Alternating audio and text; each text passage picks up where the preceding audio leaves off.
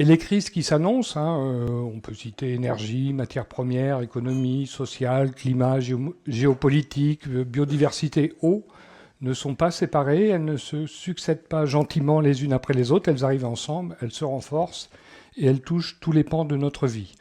Ce sont des crises systémiques, comme le montrent les travaux d'experts des systèmes complexes.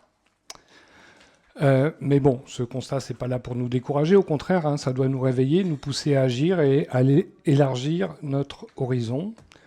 L'enjeu aujourd'hui, c'est plus seulement la transition écologique, ni même l'adaptation.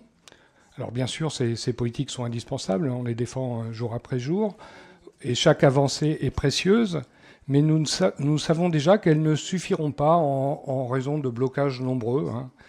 Et le déni de voir la réalité scientifique en face est un des principaux blocages. Alors, il nous faut autre chose, il nous faut construire une véritable résilience collective et locale. Ça veut dire apprendre à consommer moins, à coopérer davantage, à relocaliser quand c'est possible, à préserver nos savoir-faire, à renforcer nos solidarités, à multiplier les solutions au lieu de dépendre d'une seule solution.